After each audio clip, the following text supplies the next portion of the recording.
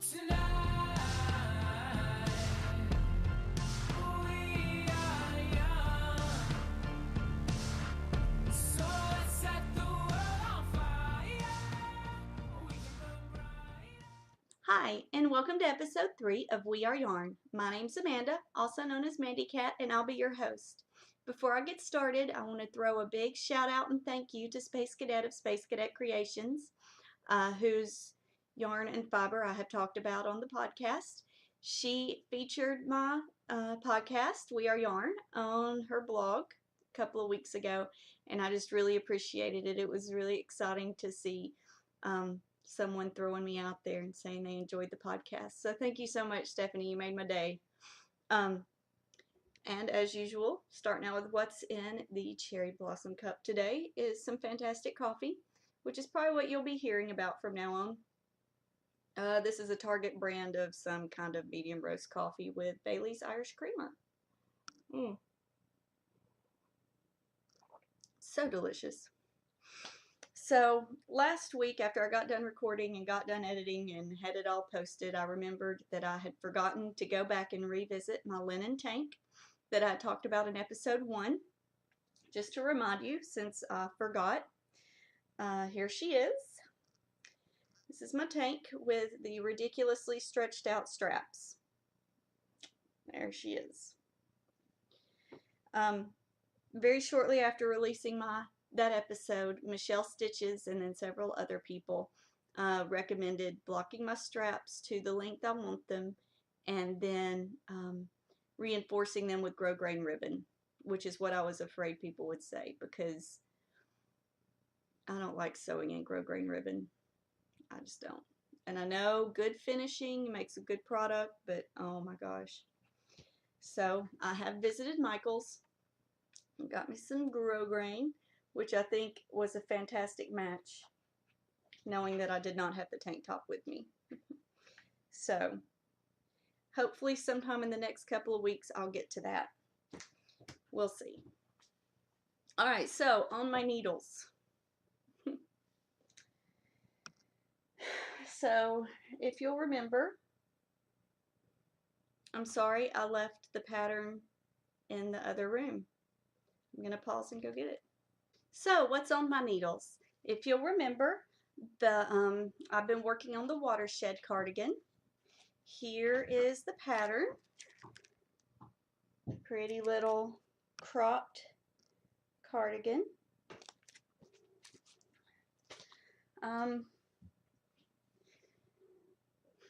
I didn't get very far on it, guys. I'm so sorry.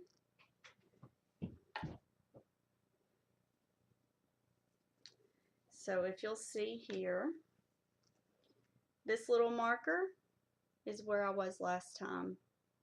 I got a whole repeat done. That's it. It's working up lovely. Again, this is Happy Hands. No, not Happy Hands. Happy Go Lucky yarn in deep purple, deep plum.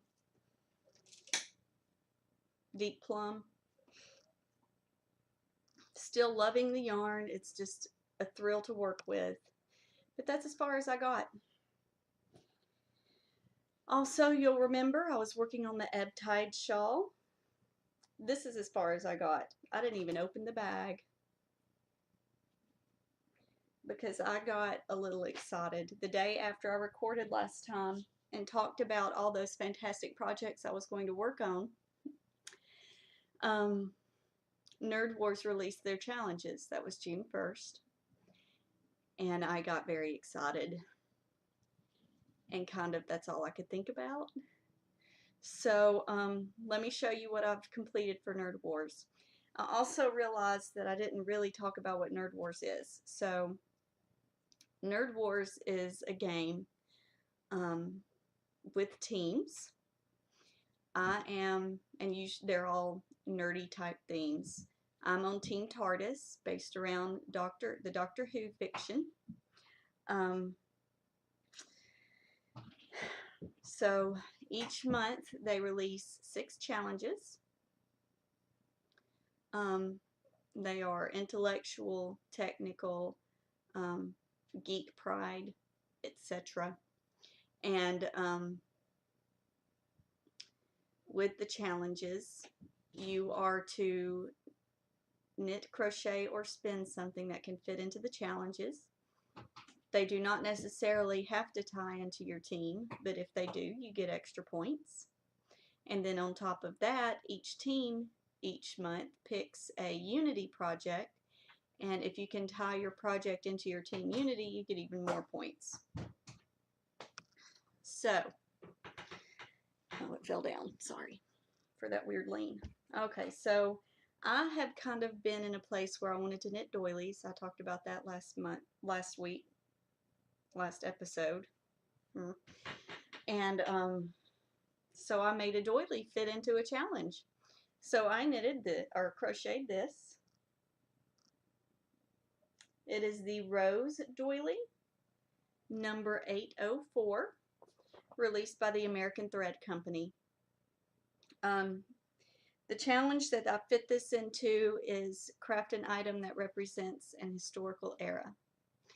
And I chose my historical area to be the Victorian period. The way I tied it into my team is that they're roses, and one of the companions was Rose. Very loose tie-in, I know. And then on top of that, I got Team Unity points.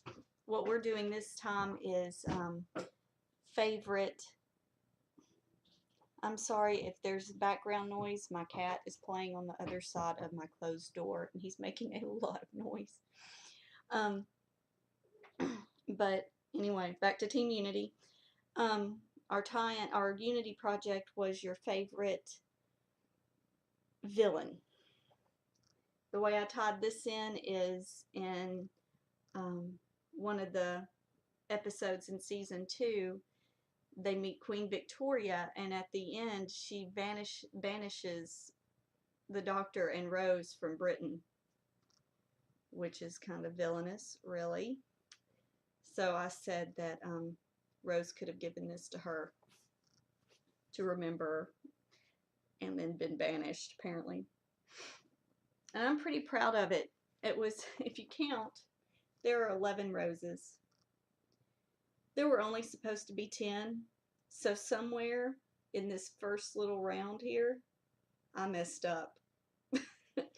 And I was not going to go back and fix it, because that's not the kind of crafter I am. I was not going to rip out all that work and start over again. So I just made an extra rose. Yeah, so there's that. Then another challenge was I didn't write it down. Dang it. Was to craft something that represents a child character. And there are quite a few child characters, but I couldn't come up with anything for the actual children to represent them. In one episode, the Doctor visits New Earth and gets stuck in a car, a flying car, with a family of cat people who have just had a litter of babies. So I made a kitten. My husband was kind enough to use some Fimo clay and make a little nose. I haven't gotten it tied on real well yet, but I presented this project without the nose, and they accepted it, so, you know. But there's the little nose, little tail. The pattern I used was from the internet. Their own Ravelry. There's a crochet cat very similar to this. I was originally going to crochet, but crocheting with this kind of yarn, not for me. So the crochet pattern was on a blog, and I followed the link because she had said she just wanted to make a crochet version of a knitted cat. So I followed her link to that blog. The Angry T-Rex Roars blog by Lily Little. I'll give you a link to this pattern and the crocheted version as well. The yarn is not a yarn I actually had ever really heard of before. I grabbed it off the stash bus table at Camp Kip. It's the Erdal Glow Lash. It's all sparkly and furry and just adorable. When my husband came home, I made this in one day. It was a very quick knit. I recommend it. Anyone who's a cat lover, you need to do this. But my husband came home and I said, "Look what I made." And he grabbed a hold of it and said, "I want it." So after I get the eyes that he made me and the little nose really secured better, I'll probably, now that I'm looking at it, this is just what I use to tie the nose on because I haven't decided how I'm going to really hook it on yet. I may go back and add some whiskers too because that's adorable. And this will probably be his. So, Gridlock Kitten. So, after I got done doing all that, I looked around and went, oh my goodness, my podcast viewers are going to just be very disappointed in me for not doing anything I said I was going to do. So, last time I was working on the Midian color bat. I think I showed you that I was very near done spinning the singles, I believe. Well, I went ahead and plied those together, and this is what I got. So this is my Midian color bat, the first bat I ever bought from her at SAF 2010. It is Falkland, Midland, and Firestar. I two-plied it. I got 550 yards. So it probably averages out to a fingering weight, but I have some really big chunky bits in there and some really thin bits in there. If you want to see it like that, there that is. I'm really proud of it though. I think it came out really nice. I have no idea what I'm going to make out of it. It may just be sitting around and being pretty yarn. I also completed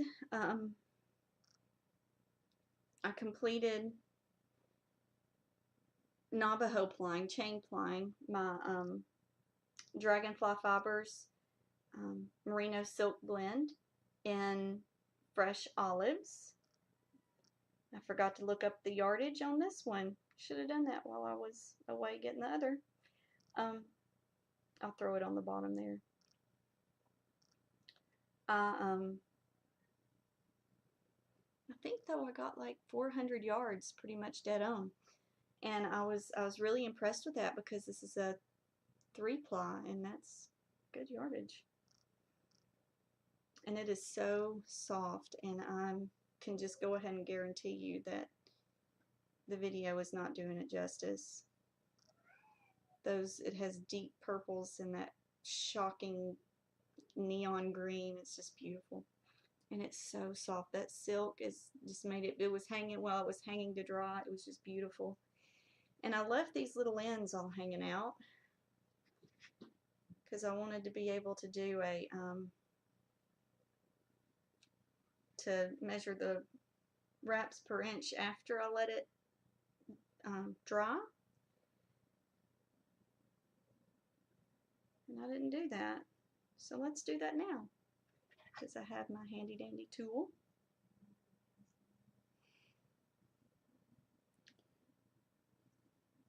Well, if it'll cooperate.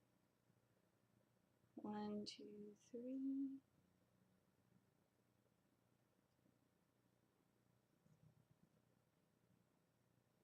This end is thick, guys. This is not going to be 1, 2, 3, 4, 5, 6, 7, 8, 9, 10.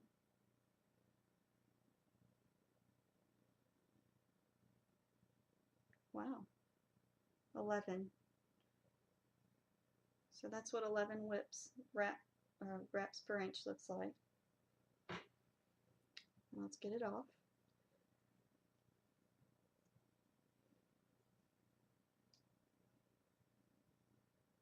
I may go back and do this again from somewhere in the middle of the skein because 11 works out to a DK. So on that end it was a DK. But there it is. Oh, beautiful. Looks like it's kind of dot. There we go. There we go. That camera work now. Beautiful. All right. So as far as acquisitions go, after I made the doily, I was very excited. So of course I had to go get more crochet thread. I already have 400 yards of white and 400 yards of red sitting over there. So of course I need more. Pardon my lean.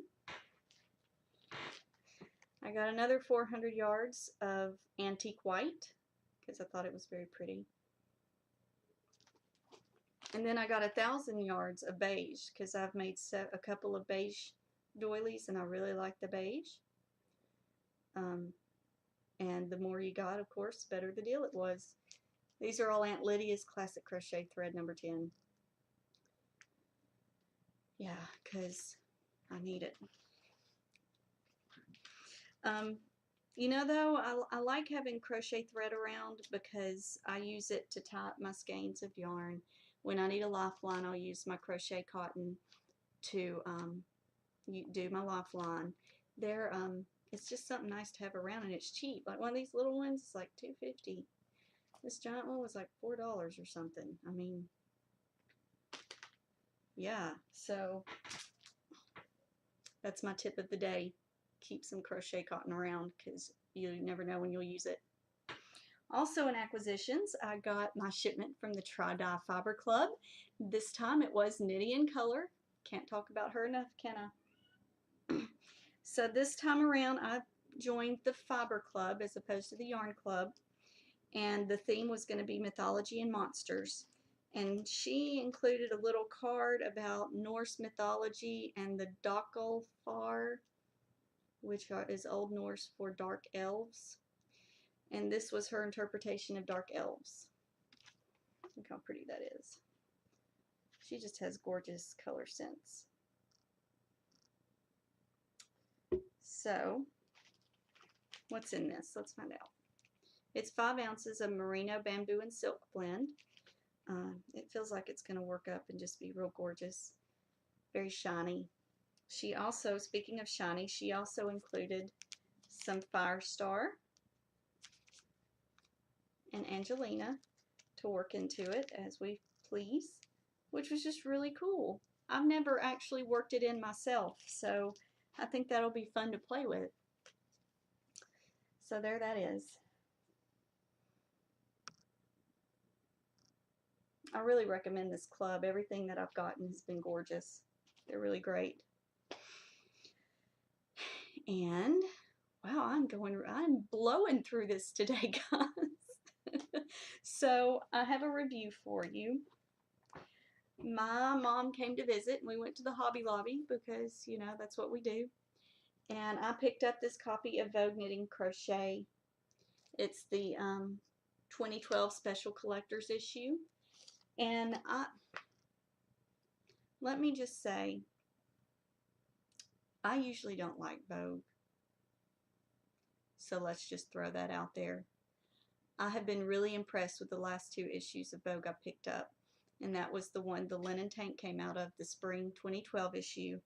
And now this one. This has been awesome. I've had so much fun looking at it. And I really liked this shawl on the cover. That's what drew me in. I was like, Vogue wouldn't have something like that. But so let's go through it a little bit. One thing I really like, since I've been in a doily place, they have a section about different threads that the line says, heirloom projects neat and look unique, antique. Fine weight threads for thoroughly modern crochet. I appreciated that. The next thing that I really was impressed with is the technique section. They talked about fine finishing for crocheted sweaters, and there were some good pictures on how to do things. They talk about the mattress stitch and crocheting it together, necklines. It was very informative.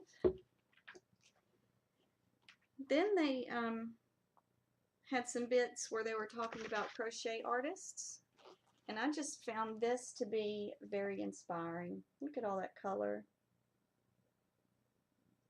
And they're just basically motifs, but just so pretty, colorful.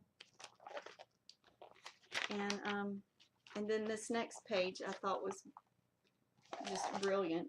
Those people, yeah, they're crocheted.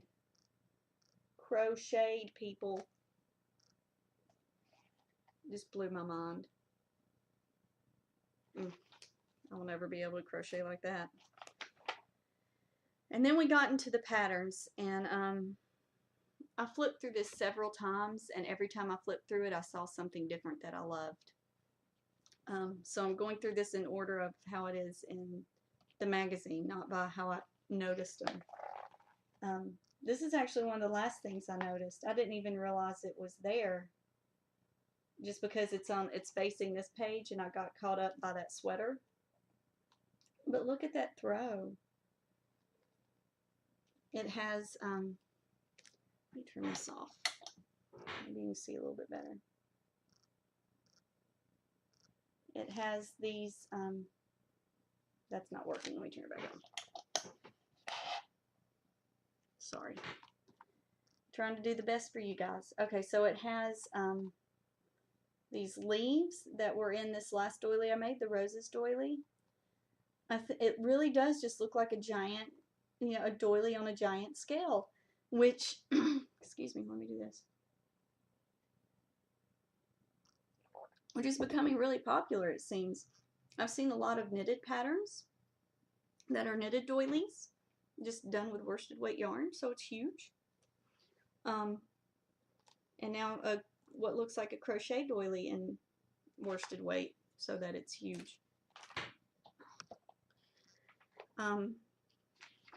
Flipping on through, I love those stockings. Totally impractical. I would never wear them, not going to make them, but I love them. I really liked this tunic. Isn't that gorgeous?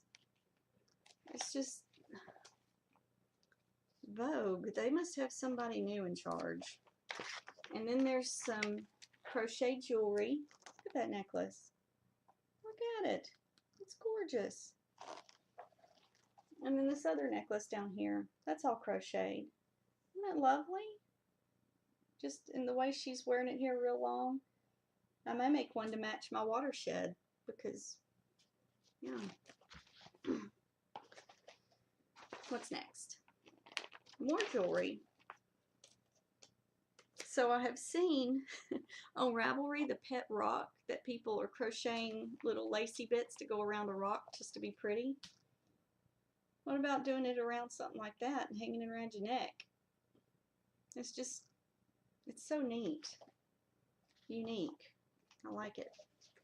I like it. And then we do weird stuff. So see, I'm saying, what in the world? Does Vogue really expect us to make these things? I hope not. I mean, I do enjoy the granny square, but not like that. But then we get back into good stuff again. That one little section. Look at that neat. It's just so neat. And it's two different kinds of yarn crocheted in the pattern. I really like that. This was my mom's favorite. I may end up having to make one of these for her. She knows how to crochet, but she doesn't necessarily really enjoy it. So I may end up crocheting that for her.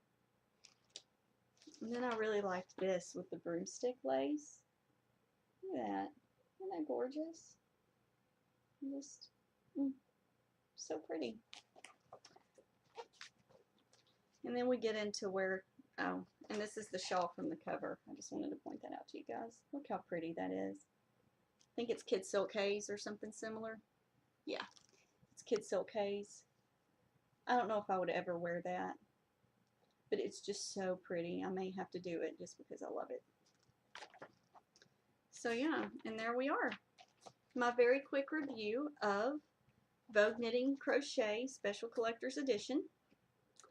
It was $6.99, and I recommend it. I think it's worth it if you're a crocheter. Check it out. And I think that's all I have today. So, yeah, I hope you guys have a good couple of weeks, and I'll see you later. Sweet Dreams 26.